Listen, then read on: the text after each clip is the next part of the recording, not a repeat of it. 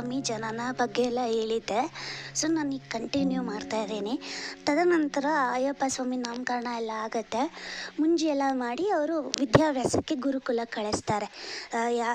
ರಾಜ ಗುರುಕುಲಕ್ಕೆ ಕಳಿಸ್ತಾರೆ.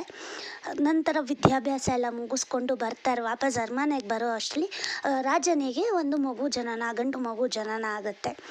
So next ಏನಾಗುತ್ತೆ ಅಂದರೆ ರಾಜ ಇವರು ವಿದ್ಯಾಭ್ಯಾಸ ಎಲ್ಲ ಮುಗಿಸ್ಕೊಂಡು ಬಂದ್ರಲ್ಲ ಅಯ್ಯಪ್ಪ ಸ್ವಾಮಿ, ಅವರಿಗೆ ಪಟ್ಟಾಭಿಷೇಕ ಮಾಡಬೇಕು.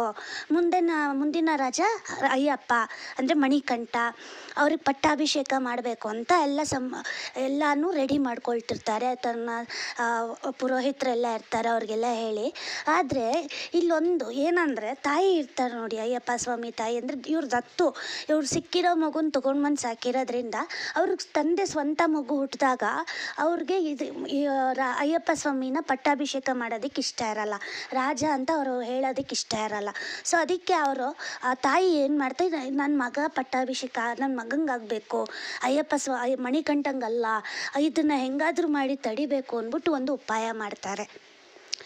ಸೊ ನೆಕ್ಸ್ಟು ಏನಾಗತ್ತೆ ಅಂತ ನಾನು ನಾಳೆ ವೀಡಿಯೋಲಿ ತಿಳಿಸ್ಕೊಡ್ತೀನಿ. Thank you.